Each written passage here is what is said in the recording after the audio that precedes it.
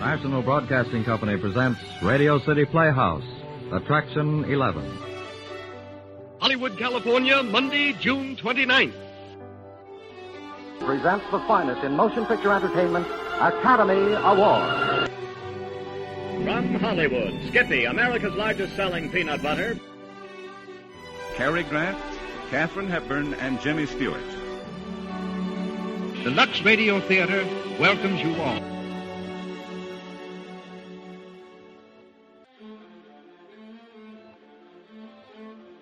Hello everyone, and welcome to Drama and Theater, brought to you by Dwayne Old Time Radio. Before we get to today's drama, if you enjoy what I'm doing, let me ask you to subscribe to my channel. Subscribing is 100% free, and you will receive notifications on new posts. Lastly, if you have a moment, write a short 1 or 2 sentence review or give a rating on your preferred podcast service. A positive review or rating would help me out a lot. And now, on to the show. Oh yeah, and thanks for your support. I really do appreciate it. Hollywood, California, Monday, September 7th.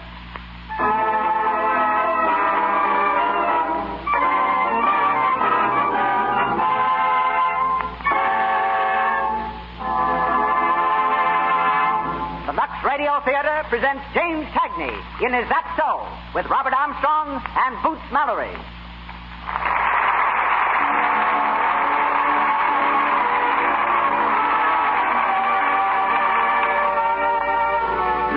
Presents Hollywood. During the next hour, the makers of Lux Flakes bring you an entertainment headed by such famous Hollywood celebrities as James Cagney, Robert Armstrong, Boots Mallory, Cecil B. DeMille, Dr. A.H. Giannini, Sheila Graham, and Louis Silvers.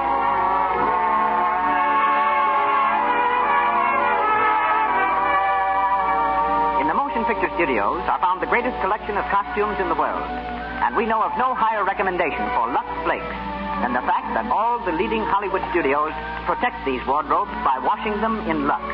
Order some tomorrow.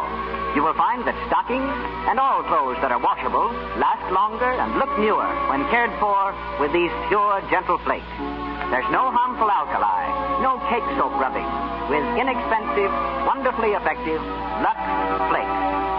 And now, our producer, ladies and gentlemen, Mr. Cecil B. DeMille.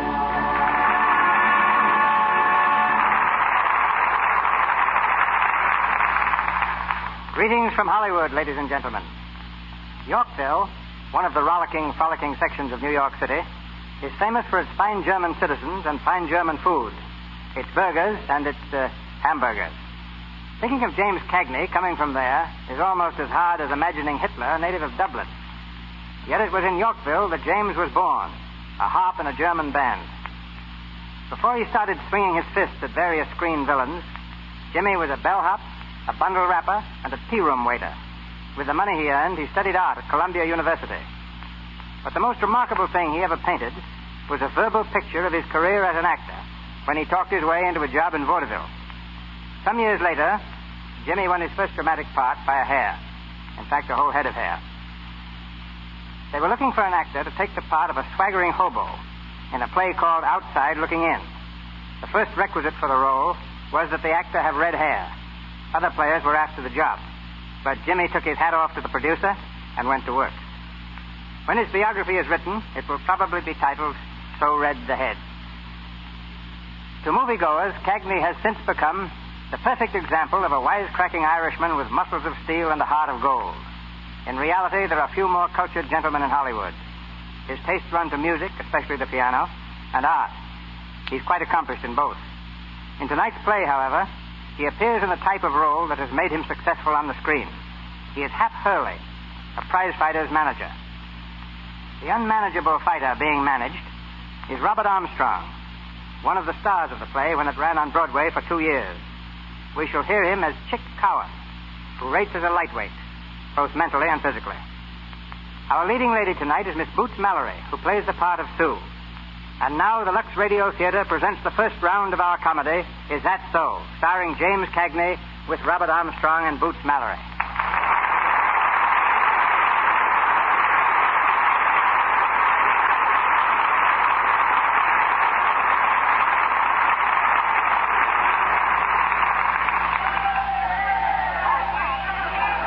the dimly lighted dressing room of the Bronxdale Fight Club in New York City, where we find Hap Hurley and his fighter, Eddie Chick Coward, the pride of Brooklyn. Chick, ready for the next bout, has just had his hands bandaged, but there's a dreamy look in his eyes, which seems to cause Hap a great deal of concern. Hap paces the floor nervously, offering last-minute advice. Now, Chick, listen, just remember one thing, will you? Keep your mind on the fight. Don't think of nothing else. Just think about the fight. What? The fight, remember?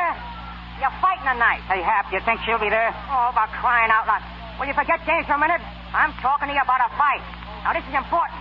If we don't win, we don't eat. Gee, Hap, she's got such pretty eyes. Oh, now, look, Chick, I'm going to tell you just once more. Every nickel we got, our whole into the purse. Everything's riding on that busted schnozzle of yours.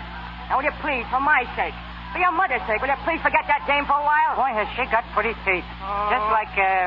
Just like corn on a cob. No kidding. I wish you'd have broken a leg before you went to that Brooklyn yesterday. I wish you had born a hermit. Okay, you guys, you're on next.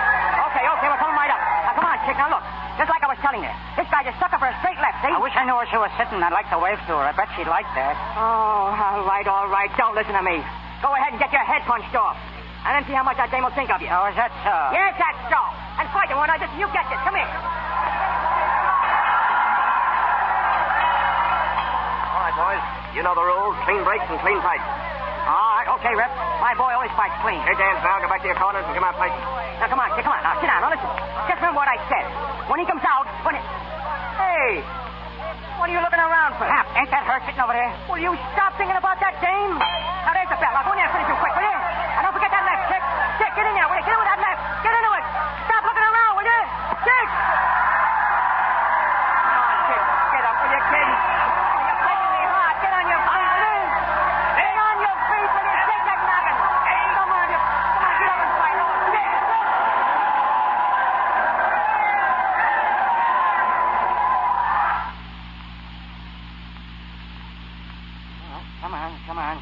Come on, Chick, get off the grass. Huh? The grass, get off it. What for? You drag me out to the park and then I can't even sit on the grass. It's wet, you dummy. You want to catch your death of cold? Sit on a bench or I'll poke you one. Is that so? Yes, that's so. Since when was you me, old man? Okay, stay on the grass. Crawl under it if you want to. I should grieve over a rosin bum like you. Bum? Oh, yeah. Yo hide me bum. I'm done with you. You and your game. You mean I'm done with a fighting game? I mean you better go back to the Navy and leave box fighting and them that can stand it. You a fighter. Yeah. That's a hot one. You a fighter. Oh, Herb. Listen, now get your setup. A guy that couldn't punch a hole to a lace curtain, and what happened? I bet the whole roll on you, that was the worst. And you deliberately get yourself knocked out. So to fight and your manager too, deliberate. Oh, gee. I told you, Hap. I could have swore I saw that dame I met in Brooklyn. Oh, dame. Always looking for dame. Where is she now? No dough, no dame. They're all alike. Oh, Hap. I'm sorry about that go tonight. Honest, I am, Hap. No kidding, Hap. I swear I'll never look at another dame again, so help me. I wouldn't care if you started to hear him. We're washed up, see? Oh, good evening, boys. Hey, mister, you dropped your watch. Oh, that's all right. It's perfectly all right. I meant to drop it. I was going to come back in the morning and get it. Say, you want to fight? Sure, we want to fight. I'm this boy's manager, and he fights anybody, see? All right. Tell him to take off his coat. Huh? Come on and fight, you coward. Hey, take it easy. Hey, you know who this is. I don't care who he is. I'm going to knock his block off. And then I'm going home and do the same thing to my sister's fiancé. Oh, now listen, chump. This is Eddie Chick Cowan of Brooklyn. I don't care if he's an admiral in full uniform. Come on, Mr. Chicken Oozes. I'm going to knock your head off. Oh, now listen, mister. Look, you wouldn't want to take advantage of a poor sick man, would you? Sick? Who's sick, Hap? Who's sick? You are, you sap, you are. Shut up. Yeah, poor sick as anything. He had kind of a bad fall a night. Oh, is that so? Are you really sick? Yeah. I ain't feeling very good today. Well, now, that's too bad. Look, someday when you're feeling yourself again, you come around and I'll knock your head off. Is that all right? Sure, that's fine. Is that so? Who said it was fine? Listen, mister, he'll get his head knocked off when and where I tell him to. I'm his manager, see? Oh, you are you? Yeah. Well, now, let me tell you, Mr. Hurley, Hap Hurley. Quite so, Mr. Hurley. And this young man is... Eddie Chick Cowan of Brooklyn. Eddie Chick Cowan? Yeah. Oh, it seems to me that I've heard that name somewhere. Yeah, Hap just told it to you. Oh, yes. Yes, that's where I heard it. I knew I heard it. Oh, I beg your pardon, gentlemen. My name is my card. Oh, thanks. Mr. C. Clinton Blackburn. This is Mr. Blackburn, Chick. Pleased to meet you, Mr. Blackburn. You know, if my head would stop going around for a minute, I could think. Didn't I see you whip young Tierney last month? Oh, and what a lacing he gave that bum. And when I think of what he did tonight, that makes it even worse. Something go wrong? Yeah. He turned around and looked for a dame. Lay off, will you? Look, Hep, I'm awful hungry. How's for getting a couple of hamburgers, huh? Yeah.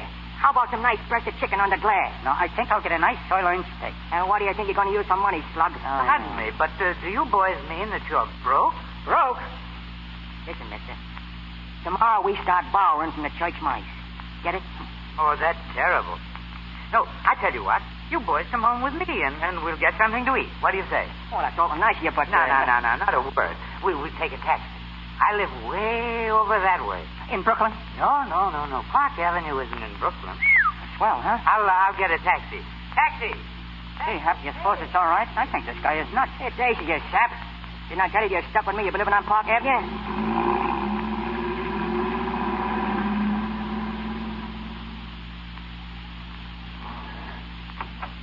Come right in, boys. Thanks. Johnson. Oh, I've an awful headache. Oh, you'll be okay in the morning. Johnson, where are you? Pretty swell joint, eh, Chick? The berries. I'm sorry, boys, but the servants seem to be out. You just drop your things over there. We'll see if we can find something in the kitchen. Hey, somebody's coming. Johnson. Oh, it's you, Parker, eh? Hey, in the town again, weren't you, Clint? I was, beautifully. Mr. Hap Hurley, Mr. Eddie Chicktown of Brooklyn, my future brother-in-law, Mr. Robert Parker. Pleased to meet you. Well, I wish you'd make a little less noise, Clint. And you needn't bother calling for Johnson or anyone else. The servants have left. Oh, they've left, have they? Well, I don't have to ask why. Where's my sister? She'll be home presently. Does she know the servants have left? What difference does that make? They left because I told them to leave. I hope that's sufficient explanation. When Sue comes, tell her I'll be in the library. Oh.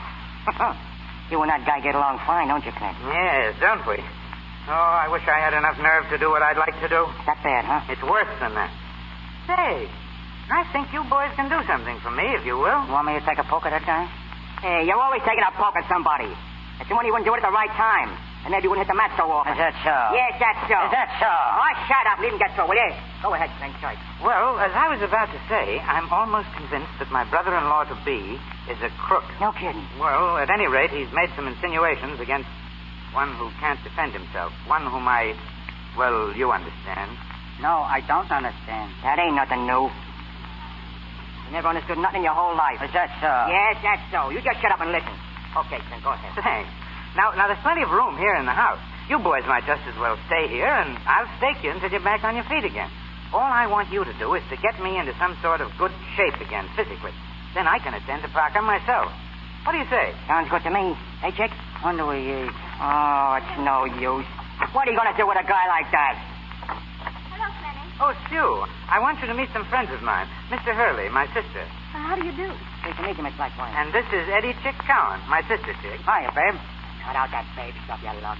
Hap, why don't you and Chick go into the kitchen and help yourselves? I want to speak to my sister for a moment. Sure, just don't bother about us. We'll be okay. The kitchen's straight back. Just keep walking. We'll find us all right. Come on, Chick. Clenny, where on earth did you ever... Who are they? Now, listen, Sue, dear. They're going to stay here and get me into shape again, physically. Stay here?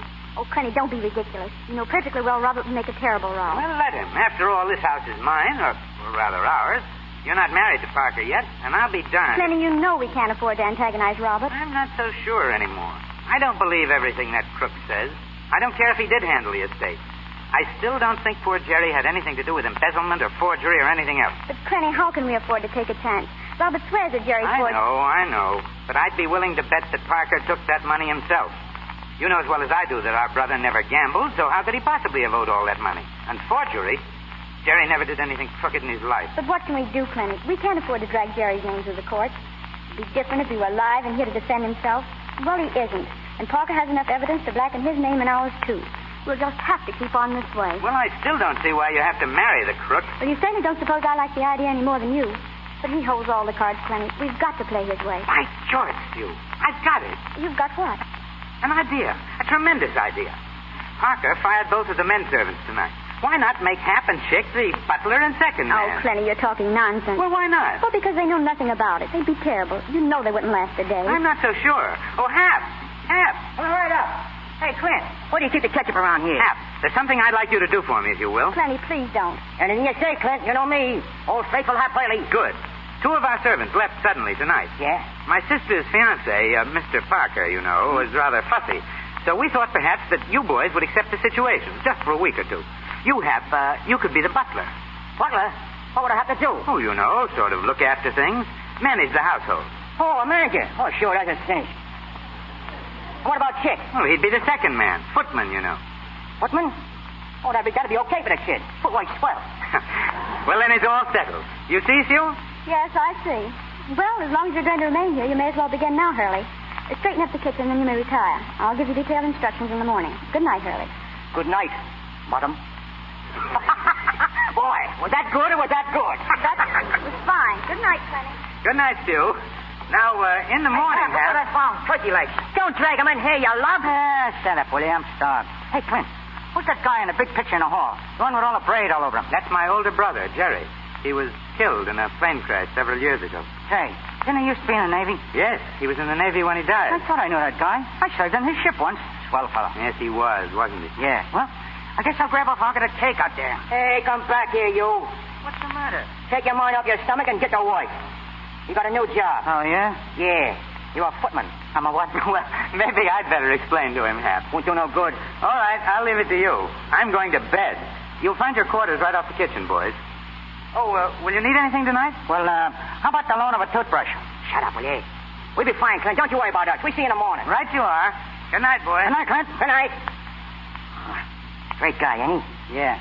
The dame's okay, too. Now, listen, Mug. I'm telling you for the last time. Can that dame stuff. She's a lady, see? Okay, I didn't say nothing. You know, Chick, the only thing I don't like around here is that guy Parker. Yeah, me too. Hey, Chick, don't you remember that guy from someplace? Sure, he's the dame's fiancé. Yeah, I know, but what else? What else? Let me see. Seems to me I met that guy someplace before. You met him when we come in. Yeah, but before. I mean before. Oh, before, yeah. Seems to me I've seen him before, too. Hey, you seen he to live in Brooklyn? Oh, you and your Brooklyn. Brooklyn and James. Brooklyn and James. That's all you can think about. That's so. Yes, that's so. That's so. Yeah, that's so. That's so. That's right, yeah.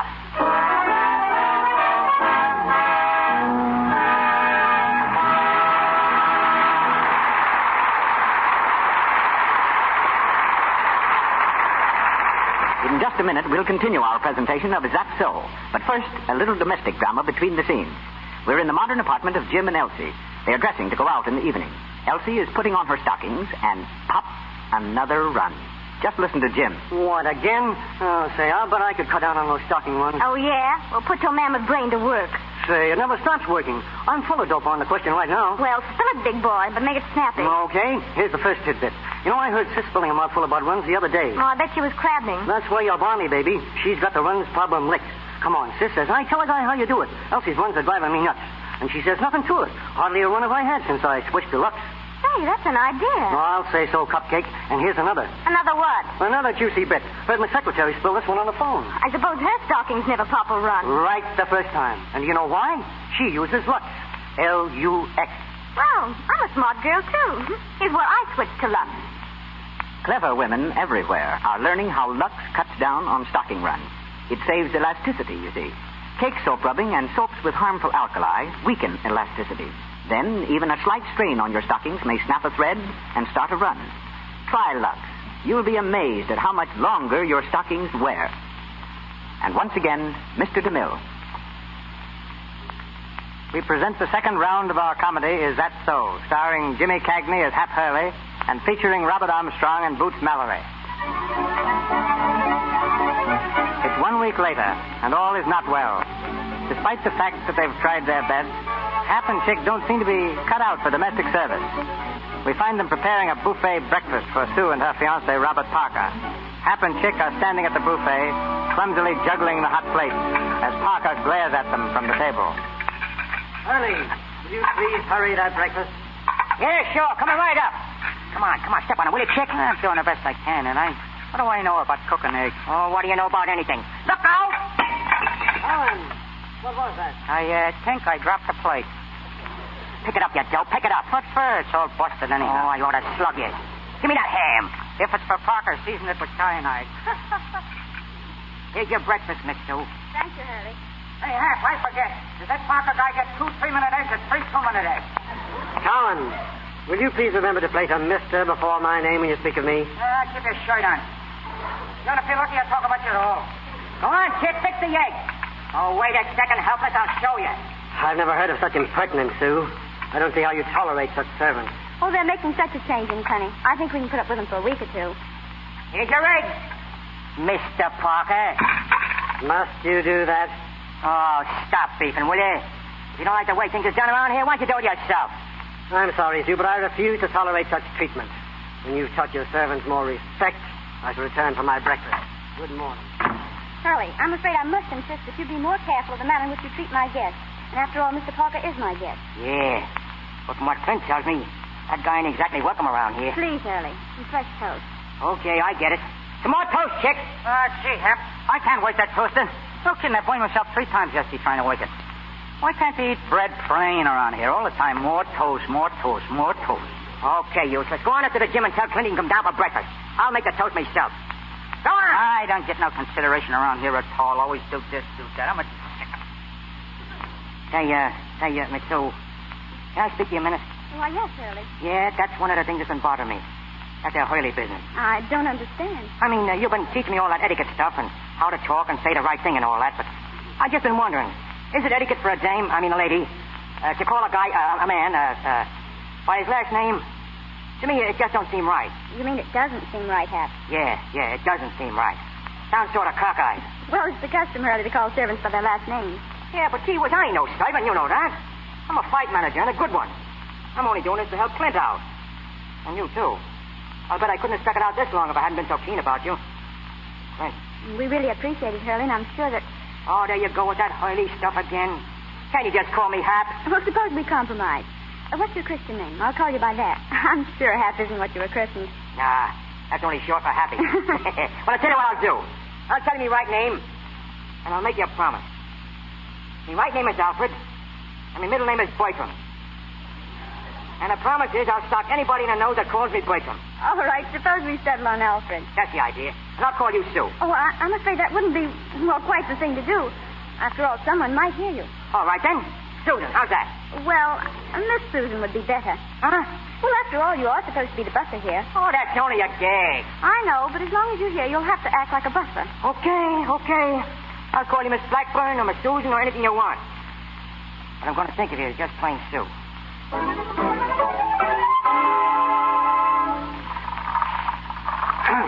All right, Clint. 3 more. 1, 2, 3. What's that a workout? How do you feel? Great. Yeah. Lifting weights is good for you. I make Chick do it every day. Hand me that towel, will you? Yeah. You know, I didn't tell you. I like to arrange a bout for Chick. That is, if it's okay with you. A fight? Where? Right here now. Oh, I get it. You want to bounce that Parker guy around, huh? No, I'll be able to bounce him around myself soon. No, I'd like to arrange a regular bout for you for a week from Wednesday against a regular fighter. Who is he? Ever hear of Johnny Duffy? Duffy? Yeah, I know him. Well, he's driving a car for Major Fitzstanley, a friend of mine. We got to talking. We thought it might be fun to have a bout right here at the house. Chick versus Duffy. At the house? Yes. We could ring up a ring out in the garden and have some friends over. I thought it would be good training for Chick. Yeah, it'd be kind of a workout for him. But a palooka like Johnny Duffy ain't no match for my boy. I'll have to tell him to take it easy. Chick's coming around all right, eh? Coming around? Right now, he could lick 9 gorillas. Well, of course, this is just sort of a friendly match with Duffy. But, Hap, do you think we could trust Chick with a real bout? What do you mean? Can we trust him? Say, I seen a guy offer him $2,000 to throw one of the Navy championship fights, and Chick nearly threw him off the boat. That isn't what I mean, Hap. I don't doubt his honesty. I'm talking about women. Is he likely to repeat that last fiasco? I don't know, Clint. But I'm pretty sure we got a real important battle to keep his mind on it. You really think he's ready to go? Oh, I just drop my hat. All right. Hand me that phone. What are you going to do? I'll show you. Do you know Pat Kelly? Yeah, sure. He manages Soccer Goodman, light heavyweight champ. Yeah, I know he does. That's why I'm calling him. Hello. Mr. Kelly, please. This is Mr. Blackburn. Just tell him Clint Blackburn. He'll know. Hey, you mean to say you're going to... Hey, Chick! Hey! Chick, come up here! Hello, Pat. How are you? Well, that's fine. Say, Pat, do you know Eddie Chick Cowan? Well, I've acquired an interest in the boy. How about doing business? No. I mean for a bout with soccer, of course, for the championship. Oh. Oh, you do? Uh-huh. Well, how much? Wait just a second, Pat. Say, Hap. Yeah? Is it the usual thing for a champion to demand a guarantee before agreeing to fight for his title? Yeah, that's right. Cash on the line. Oh, I see. All right, Pat. It's a deal. I'll be down with Hap early tomorrow, and we can discuss the thing in detail. You call me Hap? Uh-huh. Shut up a minute, shut up. About 4? Right. See you then, Pat. Well, Hap, it's in. Yeah. You hear that, chick? We fight the champ. No kidding. We sign the papers tomorrow and post a guarantee of $10,000 for Goodman's end of the purse. $10 grand? Of course. Why not? Yeah, but $10 grand, that's a lot of dough. Well, I've seen Chick work out, and I think he's worth the gamble. You see that, chick? A match with the soccer laid right in your lap. Gee, I'm going to call up that dame in Brooklyn. She'll be tickled to death. Listen now. You ain't calling no dames, you understand? Oh, ain't. You ain't. Oh, said so. I say so. Oh, yeah? Yeah. Is that so? Yes, that's so. Is that so? Yes, that's so.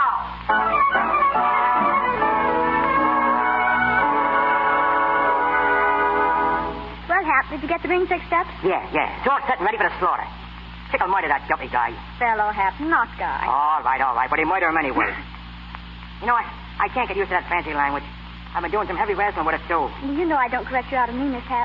It's only that, well, I do want you to improve yourself. Oh, yeah, sure, I know that. Well, after all, you don't want to be a prize fighter's manager all your life, do you? Why not? What's the matter with being a prize fighter's manager? Well, there's no future in it. Future? What, do you think you're ever going to stop fighting? But it's now that you've got to look ahead to what you intend doing. Yeah, that's right. That's something I want to talk to you about. You know, Chick meets the champ in 3 weeks now. You think you'll have a chance? A chance? Listen, he'll put that stalker out like a light. And when he does, well, that's what I want to speak to you about. Well, I'm afraid I don't understand. Well, with Chick the champ, that sort of change things around, you know what I mean? I'll be in a big dough, and as soon as I get this English gag licked, why, I'll be a couple of different guys, see? Now, what I mean is, you see, I'm no good at this sort of thing. What on earth are you driving at? Well, look, here's how it goes. Win, lose, or draw. We're quitting tonight, me and Chick, right after the Duffy scrap. Quitting? But why? Well, we got some heavy training to do, and we can't do it wrestling coffee pots. Now, with me out of here, that means I ain't a servant. And when I ain't a servant, that's a horse in a different garage, see? When I'm a stock peddler's pilot and I'm in a dough, well, then, how about it? Do you realize, Hap, that you haven't said one thing yet that makes any sense? Yeah, I guess not. Well, it's only this, Miss Sue. All my life I've been hating women. I've been steering Chick away from them. I've been giving them the cold shoulder myself. Oh, they was bad medicine. Anyway, that's what I thought. But I was wrong, see? I was 100% wrong. Well, here we go. I'm crazy about you, Miss Sue. Why, Hap? Oh, I've been crazy about you since the first time I laid my eyes on you. I know I ain't good enough for you, I know that, but then nobody is. Nobody or nothing. Well, I hardly know what to say. Well, I'll do anything for you, Miss Sue. I'd even stop picking on Chick. Oh, I ain't no good at telling things like this. There's a lot of guys got more brains than I got, and more dough, and better looks and all that.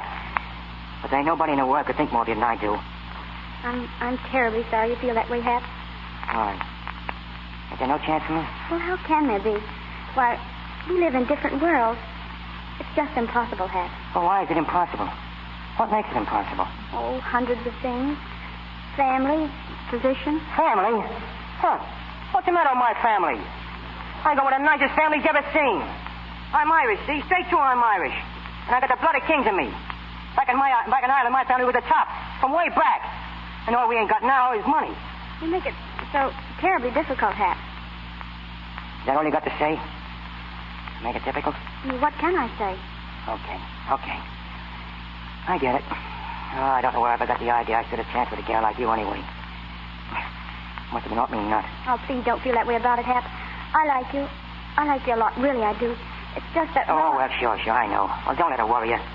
We just forget the whole business. Hap, come back. Oh, skip it, Sue. Hap, listen.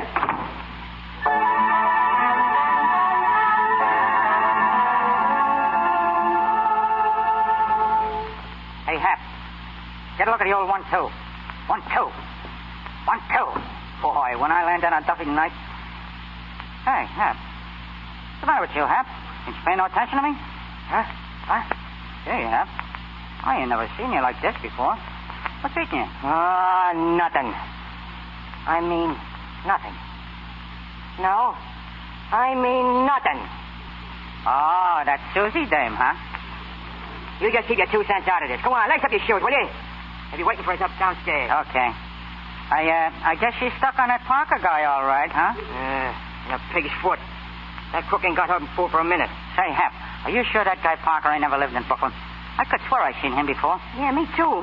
But there's one thing I'm telling you. I ain't never going to see him again. Or Sue neither. I was never any good at that dame racket, and now it goes double.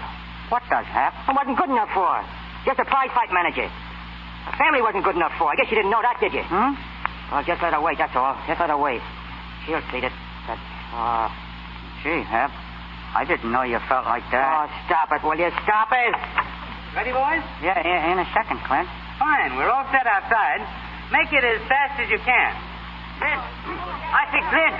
It's all set, Sid.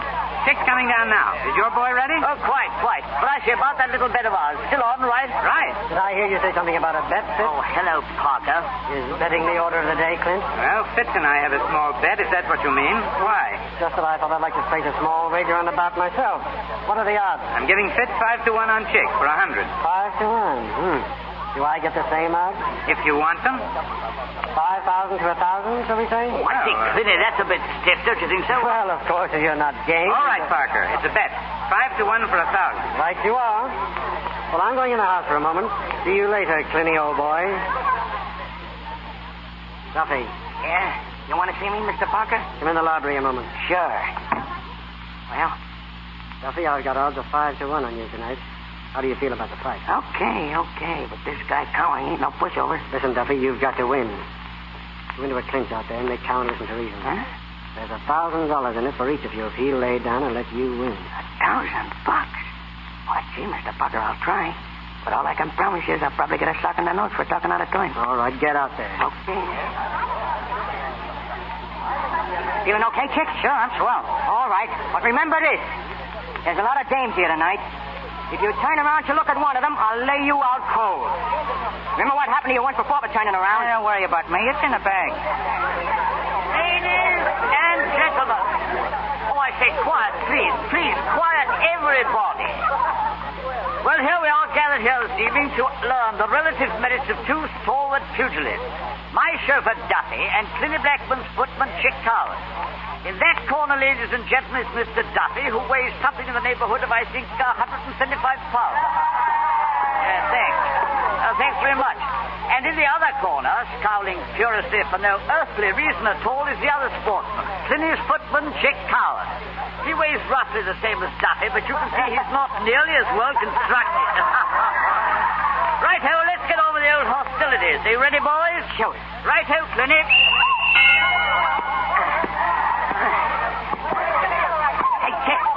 Lay off the chatter and fight, Duffy. Now, listen. Listen a second, will you, Chick? Let me think a second, will you? I ain't gonna do no carrying, see? You're going out just as quick as I can put you out. Now, wait a minute, wise guy, will you? There's that brand in it, boys. They let me win a decision, see? There is, huh? Hey, listen, Chick. You don't have to get sore about it, see? Oh, I don't, huh? Listen, I was only doing what Parker told me to do, see? Parker told you to tell me that, huh? Yeah, Parker. I got it. Hey, Hap! Don't turn around, you scrap! This is marvelous. 1, 2, 3, 4, 5, 6, 7, 8, 9, 10, and out. The winner, Duffy.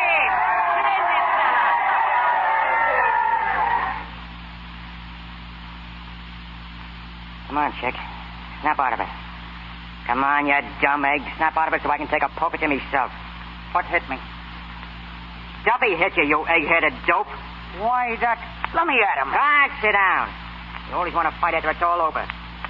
Well, what were you looking for this time? Christmas? Hey, Hap, I remember him. Oh. His name's Parker. I remember him now. That's why I wasn't paying no attention to Duffy. All of a sudden, I remember who this Parker is, and then... Well, now, isn't that just dandy? So you remember him, huh? Well, maybe if I call him in, you'd like to slip him a nice little kiss. Nah, you don't get me, Hap.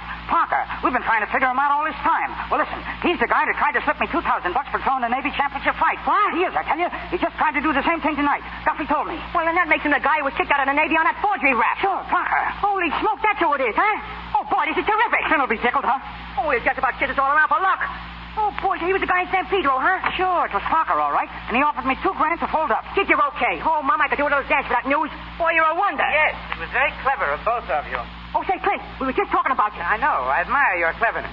In In fact, you're too clever to be wasting your time here. But Clint, Chick just told me Yes, I heard. And as soon as both of you can dress for the street, please go. Throwing me down for a few measly dollars. Hey, wait a minute, Clint. You got this all wrong. Oh, for your own sake, you ought to listen, Clint. Chick just remembered There's really no discussion necessary. If you leave an address, I'll send your wages to you. In a fight with the champ? Let you off? Unless you can find another idiot to post a guarantee of $10,000. Okay. Come on, Chick. Let's get going. Well, I don't want to go letting Clint think that way. Oh, come on. He knows what he's doing. The Blackburns always know what they're doing. Wait a minute, Hap. Here's Sue. She'll fix it for us. Where are you boys going? Listen, Sue. You tell Clint for us, will you? Make him listen. Oh, come on, Chick. It ain't no use. She ain't going to do no listening neither. What is it, Clenny? What's wrong? Parker bribed Chick to throw the fight. I don't believe it. I can't doubt my own eyes and ears. I heard Chick telling Hap he was offered money to throw the fight. Then they danced around like a couple of lunatics. I saw them. I heard them. I still don't believe it, Clenny. I'm sure there's some mistake. Gee, Clint, if you'll only listen for a second. I didn't even talk to Parker about this fight. I was telling Hap... I'll be inside if you want me, Sue. Well, I guess that's that. Come on, Chick. Hap, I'm awfully sorry about everything. Oh, that's all right, kid. But I do wish you'd tell Clint that we never done nothing crooked in our lives. Tell him that, will you? And if he wants it, we got some news that ought to interest him. Come on, Chick. Let's go.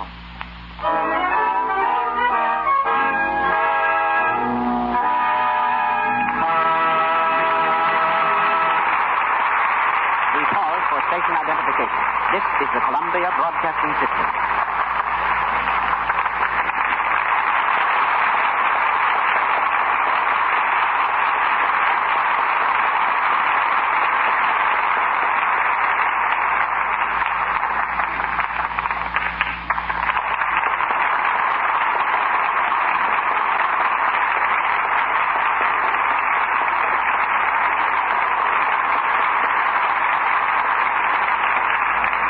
Hollywood is famous for its good-looking girls, but they're not all in the movies. Walter Winchell recently termed tonight's guest the prettiest newspaper woman in America. An English debutante, she was presented at court a few years ago to the King and Queen, but gave up a whirl in society to whirl on the stage. After dancing in the chorus of London musical shows, she became understudy to Jessie Matthews. Then she jumped to fame with a leading part in Noel Coward's play, This Year of Grace. As a dancer, she was noted for her ability to kick. In fact, it was one of her kicks that started her off as a columnist. A newspaper published an article about chorus girls to which she objected, and she's been writing ever since.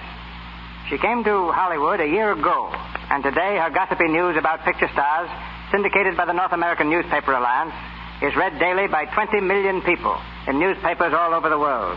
Ladies and gentlemen, Miss Sheila Graham.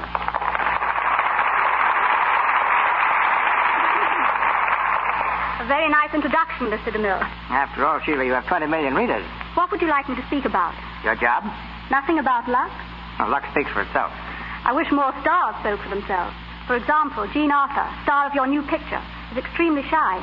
She sincerely believes she has nothing of interest to tell a reporter. Silence is golden. But not on the radio. You'd be in a spot if I followed that advice right now. Then let's discuss talking stars. Or shooting stars, like Gary Cooper. I saw him on your set yesterday, doing some fancy work with a six-shooter. Incidentally, he's the only star I've seen in Hollywood who's even better looking off the screen than on. Is that so? I've never regretted giving up acting and running my career into a newspaper column. To me, reporting is much more exciting. Still, I can't forget my chorus girl days abroad. In every studio I visit here, I bump into Lux Flakes in the wardrobe department, just as I found it backstage in England. In that respect, they're just as advanced as Hollywood. But that's not new, Sheila. Can't you give us some facts that aren't so well known? All right, here goes. One of the biggest money makers on the screen is the radio star, Bob Burns. But Bob still drives a $25 automobile. He's convinced his success is just a dream, and that any minute he's going to wake up. Maybe that noise we've been hearing isn't a bazooka after all. Perhaps it's just his snoring. Perhaps. But the champion sleeper in Hollywood is Ned Sparks. Ned can take a nap any time and any place. Merle Oberon has a most considerate figure. She eats anything and never puts on an excess ounce. Eating is probably Louise Reiner's favorite habit. She loves to visit friends' iceboxes. So does Fred McMurray. Incidentally, Simone, the new French star, also has her weighty problem, but has shed 10 pounds since coming to Hollywood. Paul Muni tells me he's anxious to leave pictures and get back to the stage. Paul, by the way, has a curious habit of lying down on the floor when he's eating or being interviewed. Ronald Colman will do anything to prevent his picture being taken, but is the only male star who doesn't powder his nose for photographic purposes. Your star tonight, James Cagney, just told me that women can take a sock on the nose, in pictures, that is, much better than men. Claudette Colbert is the most superstitious star I know of. She always leaves the building by the same door she entered it, for good luck. Leslie Howard seldom looks at the person to whom he's talking. He prefers to play with his pipe or the heel of his shoe. And as for me, Mr. DeMille, I much prefer to play with a typewriter than a microphone. But before leaving, I'd like to ask one question. And that is? Is it true the fan mail for this program is sometimes addressed to Cecil B. Deluxe? Is it true that you're going to publish a book of witticisms like that last one, known as Graham Crackers? Oh, I think I've said enough. Good night. Good night.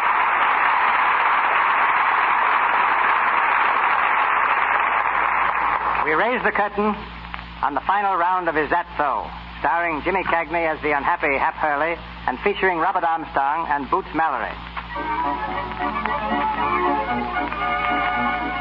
A month has passed, and Chick has won the championship. In the library of the Blackburn home, Sue has arranged a meeting with Parker, Clint, Chick, and Hap. The fighter and his manager have still not arrived, and Parker stirs restlessly in his chair. My dear Sue, might I ask exactly why I'm here? Please be patient, Robert. I'm afraid, Sue, my patience is rapidly being exhausted. Wouldn't it be just as well if we postponed this gathering of yours until some more practical time? Oh, I couldn't think of putting this off any longer, Robert. This is something I've dreamed of for years. Clenny, will you answer that? I suppose I'll have to. Hi, Clint, old boy, old taco paddle boy. Hiya, Clint. Come in. Oh, thanks. Come on, stupid. Good evening, Hap. Hiya, Sue. Make a new world champ. Congratulations, Chick. It was nothing at all. Hiya, Parker, old bean, how's tricks? Just what is the meaning of this, Sue? Sit down, Robert. I'll explain everything. Yeah, sure. Pull up a chair, Parky. Well, Sue? But first, Robert, I'd like to make a public apology. I've made it privately several times. I think I'll feel a lot better if I make it again here. Oh, now, Sue, listen. You don't have to... See, Hap, I want to. I want to apologize to Hap Hurley for having been such a pompous little snob. I'm sorry, Hap, really. There now, I do feel better. You didn't hold this little party for that, did you? Patience, Clenny. We now come to a second vital point. My engagement to Robert Parker is here and now brought definitely to an end. That's telling him, Toots. Shut up, you. Well, that's the first good news I've had in weeks. So the engagement is broken, is it? Definitely. No, that's too bad. I was hoping there'd be no necessity for something ugly. Are you quite sure, Sue? Quite sure. I imagine we shall have to go to the law about a little matter of embezzlement and forgery after all. And courts are such a bother. Oh, I don't think you'll be bothered with courts much. Stop beating about the bush, Sue. What have you got up your sleeve? Well, as a matter of fact, Clint, I don't think that Mr. Parker's going to remain in this country very long. Do you, Hap? Well, personally, I think he's going to find it kind of hot around here. Of course, if he wants to stay, that's up to him. But if he's wise, he'll scram, and scram quick. South America would be nice. Don't you think so, Chick? Yeah, it's all right. But a lot of guys like Canada better. Pardon me, Sue, but aren't you a little premature about my plans? You're forgetting about your brother. He was involved in a little difficulty, as I remember it. I think his memory should be considered. It's being considered, Robert, I assure you.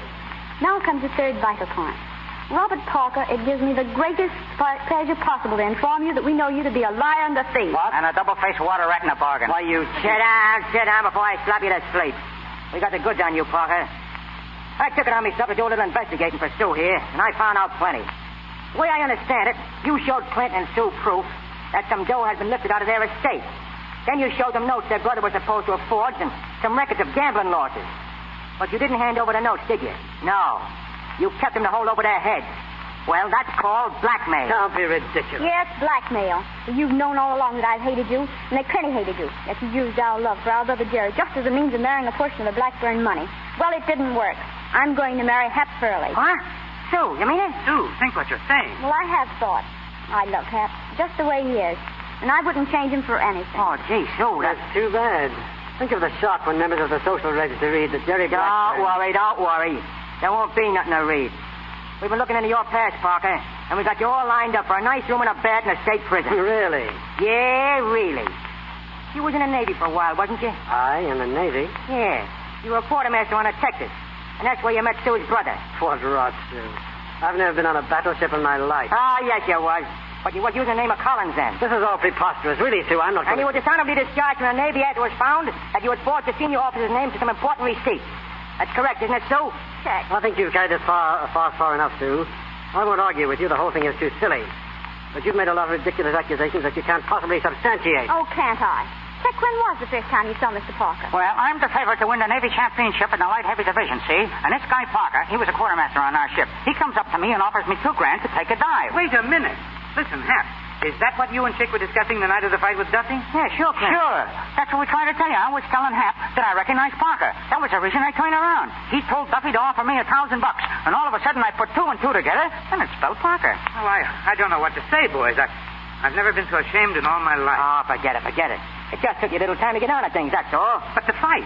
I've been wondering about that all night. Who provided the guarantee for Sacker Goodman? Well, it was Sue. You? You mean you put up $10,000? Yes, and it proved to be a very good investment. I now have a half interest in Chick and a full interest in Hap. Then you and Hap really... Oh, she was only kidding me about that, Clint. You got nothing to worry about. Did I say anything about being worried? And did I say anything about not being serious? Oh, now, wait a minute, Sue. I can take kidding just so long. And it ain't kidding no more. But, Hap, I meant it. Of course, if you've changed your mind. Oh, gosh, no. I just... Dames, all the time, dames. They ain't no good, says him. Shut your trap, egghead. When I want any help from you, I'll ask you first. How is that so? Yes, that's so. Yes, that's While you boys settle your little difficulties, I'll see to it that Mr. Parker gets safely through the front door. Come, Mr. Parker, you're leaving. Say, Clint, just one poke at him first, huh? Oh, no. No, I'm going to show Mr. Parker out alone. Come, dear Mr. Parker. You all think you've been very clever, don't you? Go on, scram before I take a poke at you. Can you imagine that, Hap, letting that crook get off like that? Like what? Did you hear that, Doc? Well, I still wish I could have punched a couple of his teeth out. Listen, you do no more punching around here, you see? Only when I tell you to. I mean, I and Sue. Oh, her. Yeah, and you ain't going to be making so many trips to Brooklyn either. You got another fight coming up. Oh, but Hap. No, Chick, no argument. You do just as Hap tells you. Oh, is that so? Yes, that's so. Is that so? Yes, that's so. Is that so? Yes, that's so.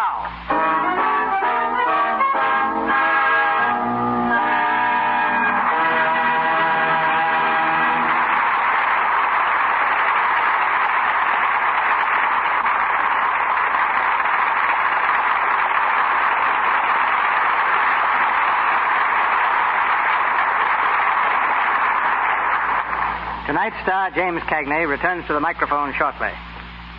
Though you have never seen him on the screen, though he is never credited with a single film, no man exercises more significant influence in Hollywood than Dr. A.H. Giannini, banker to the motion picture industry. Son of Italian immigrants and subject as a boy to all the struggles besetting people in straitened circumstances, this man who loans millions of dollars yearly to the picture studios began his professional life in medicine. As an intern, he once volunteered to treat a man dying of typhus. The victim lay in a pest house in San Francisco, confined with lepers. Dr. Giannini and a nurse went to his side, but it was too late. The patient died. 48 hours later, the nurse was dead. Dr. Giannini himself stricken. Another doctor came to treat him. That doctor died. But the young intern survived. During the Spanish-American War, he again volunteered to administer to 1,200 Negroes, desperately ill with smallpox. For this service, San Francisco publicly honored him. Dr. Giannini left his practice to follow his father and brother in a small banking business. Today, practically every major studio in Hollywood owes its start to him.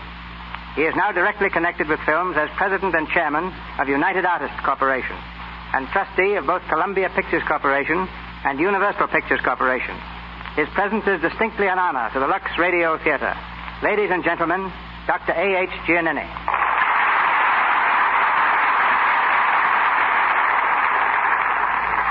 Thank you, Mr. DeMille.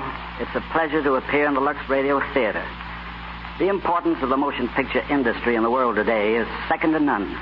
Lately, there has been a tremendous interest in films abroad, particularly in England. Its significance cannot be underestimated. Foreign nations realize that if a country acquires a permanent monopoly in this field, that nation will eventually dominate the world. In a sense, Europe today is governed by the slogan, I care not who makes the laws of the nation, if I can make its motion pictures. Trade used to follow the flag. You mean now it follows the films? Exactly. Girls in foreign capitals constantly keep their eyes on Hollywood for new ways of dressing their hair and new styles and clothes. More and more American phrases are found in English publications. Our traditions, culture, language, and social values are gradually Americanizing the globe. The end result is that the profit element in pictures abroad has become a secondary consideration. Their prime consideration right now is to maintain their own tradition and history. 25 years ago, Doctor, banks not only refused to loan a penny to motion pictures, but I know of one bank that said they preferred not to have the account of any motion picture company. You ended all that. But what prompted your participation in pictures? First, I realized that the motion picture was the only commodity in the world for which people were willing to pay sight unseen. Any merchandise that can influence people to that extent must, I concluded, be worthwhile. Second, motion pictures have an almost limitless field. They are made to be enjoyed by everyone. Third, they appeal to children. To me, that was and is yet the best assurance for the future of any business. I've seen what children can mean to banking. Many years ago, I started the first school savings system in California, and later in states all over the nation. These accounts, which began with pennies, have since increased into the millions. Yet when I entered the motion picture field, I was not entirely alone. A new bank in Hollywood was beginning to give recognition to movies. Mr. DeMille was its first vice president. Not because I had money, but because I knew pictures. But to you, Doctor, goes the distinction of being the first man who definitely made art a respected security for a loan. On one occasion, I was criticized by bank examiners for putting $500,000 in a company distributing Charlie Chaplin's picture, The Kid, instead of investing that money in gilt-edged securities. Several weeks later, my loan was repaid, but the gilt-edged securities tumbled from $100 a share to $80. In 1929, when the country was plagued by depression, Hollywood again limped to Dr. Giannini. Largely through his help, not a single studio closed its doors throughout those trying times. Production, in fact, actually increased. Tell us, Doctor, how do you determine if a picture studio is a good risk? By applying practically the same principle I used years ago in New York City. At that time, Mrs. Giannini and I often had young guests at our home, schoolgirls and boys. They loved to visit us because I always showed them motion pictures. I had a purpose in doing so. I wanted to see what photoplays they applauded the most. It was the studios whose films these youngsters liked best that got the help they needed. Today, the only difference is that I make my decisions by the applause of the nation. And in so doing, Dr. Giannini has been the financial rock to which motion pictures have cast their anchors in every storm. A rock with anything but a heart of stone. It's been a long time since I've been in medicine, but I haven't forgotten that a doctor must know not only the body, but the man as well. In a similar manner, have I made character as well as a man's business the real basis for my confidence in him. Thank you, sir, and good night.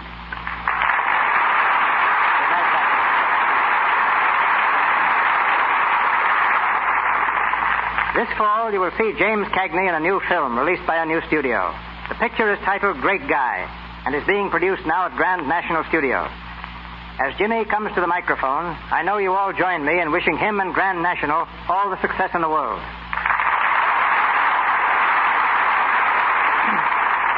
Thank you, Mr. DeMille.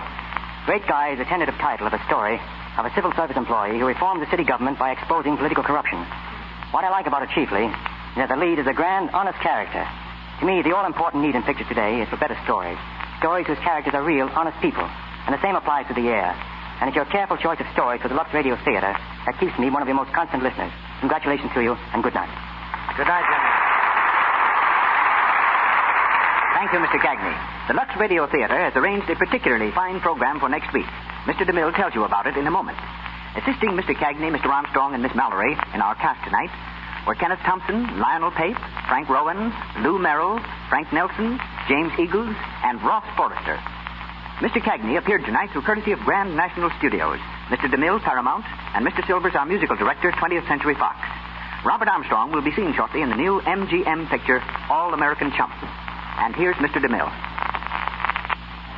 The talents of one of England's finest dramatists and two of Hollywood's most distinguished performers are combined next week in the Lux Radio Theatre when we bring you Sir James Barrie's Quality Street, starring Ruth Chatterton and Brian Aherne.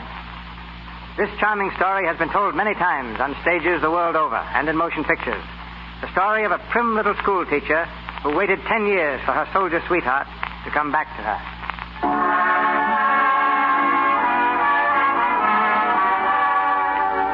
sponsors, the makers of Lux Flakes, together with Miss Chatterton and Mr. Ahern, join me in inviting you to be with us next Monday night in the Lux Radio Theatre presentation of Quality Street. This is Cecil B. DeMille saying good night to you from Hollywood. Your announcer has been Melville Rose. This is the Columbia Broadcasting System.